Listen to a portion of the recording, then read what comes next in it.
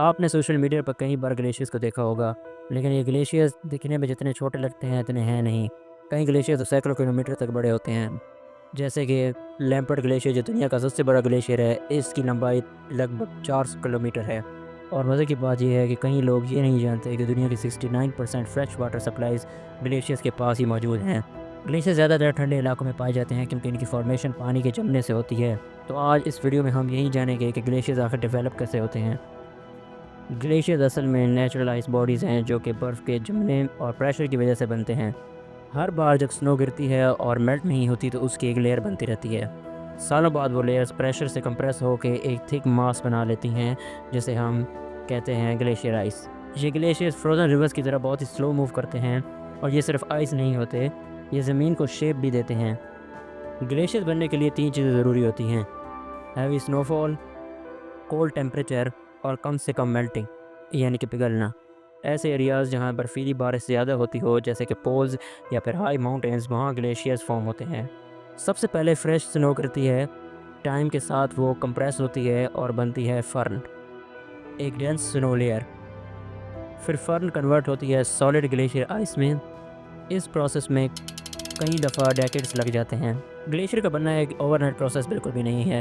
एक solid glacier को बनने में कम से कम 30 से 100 साल लग सकते हैं, depending on the climate change. और कुछ ग्लेशियर को तो 100 ऑफ ईयर्स भी लग सकते हैं, जैसे कि अंटार्कटिका के कुछ ग्लेशियर्स हज़ारों साल पुराने हैं। एक ग्लेशियर की उम्र उसकी फॉर्मेशन से स्टार्ट होती है, लेकिन अगर उसका क्लाइमेट सपोर्ट करे तो वो हज़ारों साल तक सर्वाइव कर सकता है। मिसाल के तौर पर अंटार्कटिका का east Antarctic ice sheet 25 lakh साल पुराना माना जाता है।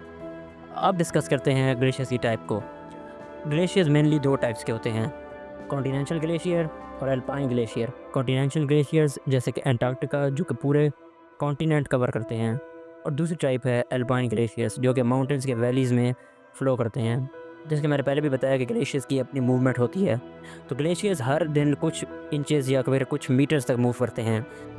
ग्लेशियर्स का साइज़ कुछ किलोमीटर से लेकर पूरे कॉन्टिनेंट जितना हो सकता है। कुछ तो इतने बड़े होते हैं कि वो स्पेस से भी दिखाई देते हैं। एक एवरेज वैली ग्लेशियर 15 से 20 किलोमीटर लंबा होता है, जबकि कॉन्टिनेंटल ग्लेशियर्स हज़ारों किलोमीटर तक स्ट्रेच कर सकते हैं।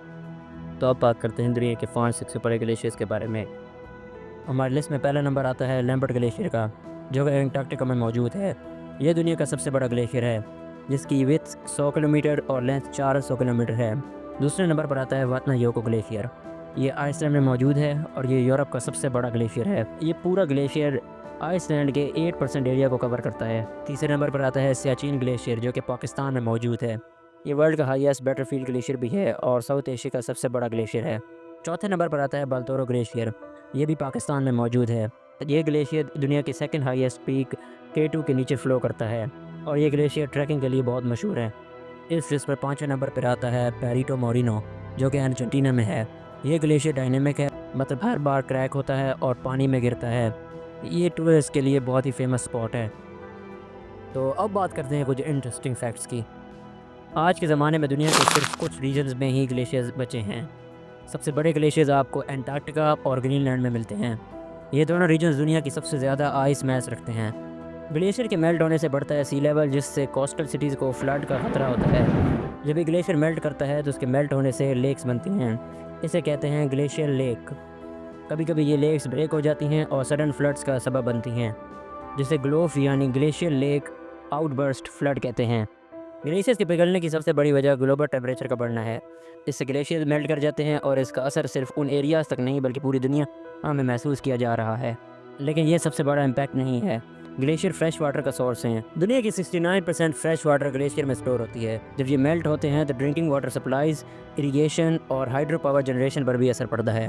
ग्लेशियर्स का बनना एक स्लो प्रोसेस ज़रूर है, लेकिन जैसा कि आज हमने पढ़ा कि इनका अर्थ पर बहुत ही गहरा इम्पैक्ट है, चाहे वो फ्रेश वाटर का सोर्स हो या क्लाइमेट चेंज के इंडिकेटर्स।